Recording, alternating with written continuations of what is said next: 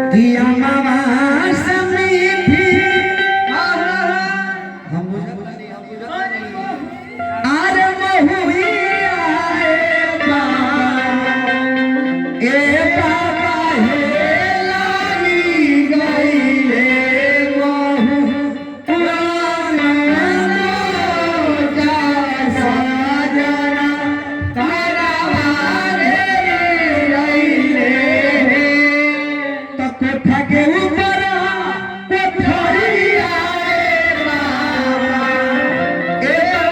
हे सतीले दाना ए रे दाना रागेरी आइले। बड़ी सुंदर सुंदर गीत गावेला तो बाबा जंघिया अरे कोई खेली बेटी भैया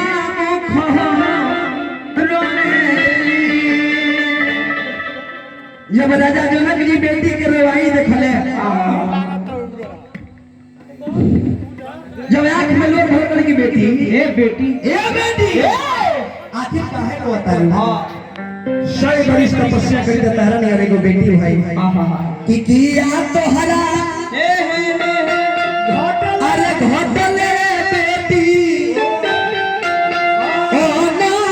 धरे सोना किया तोहरा घोटले बेटी हंसरा तो हो घोड़ा कल के पापा अब हमरा कुछ घटल नहीं है इस सब कर्म पश्चिम के बात बा लास्ट गीत है कल्याणा तो कार है जनक हो राजा अपनी हकुमारिया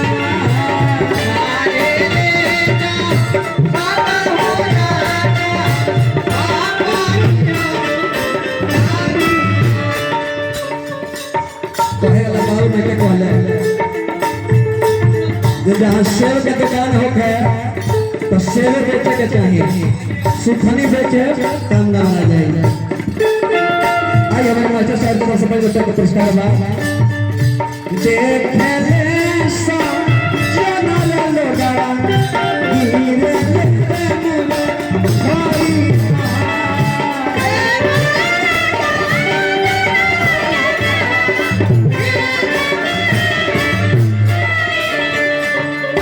देखले सा जनल लोगा गिरे भैया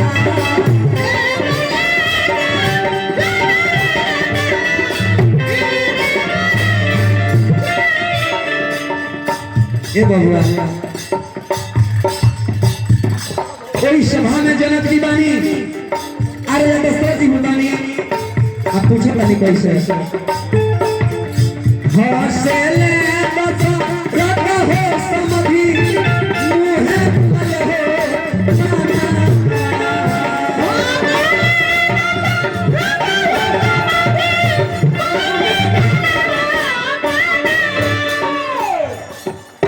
आखिर काहे हंसतानी आयो मेले जो न कहो समझी नैना ले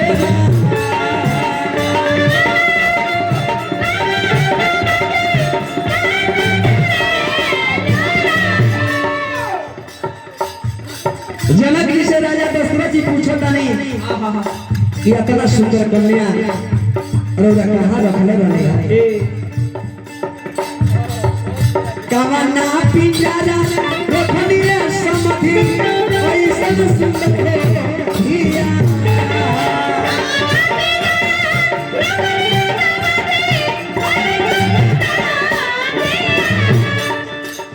राजा जनक जी लगनी रहो हमारा तो बड़े समझी सोना के पिंजरा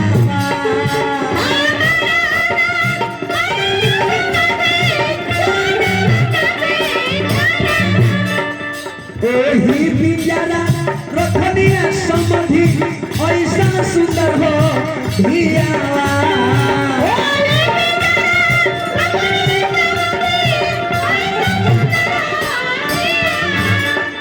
दुनिया के हृदय समधि धिया संग हो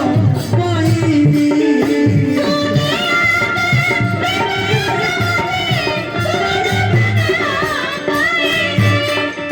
दुनिया के हृदय समधि धिया संग हो कोई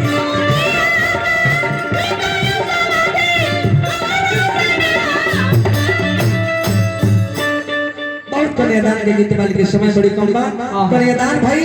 के बाद सीता के भाई लक्ष्मी जी लावा में रहला के बाद सिंदूर लेके खड़ा बनी चारों दूल्हा सरकार चारों दुल्हन सरकार के मांग में सिंदूर लगौनी सिंदूर लगौला के बाद कोहबर भई आ कोहबर के बाद होत सवेरे विदाई होई प्रेम से बोल दी जय रामचंद्र भगवान की सीता मैया की श्रोता समाज की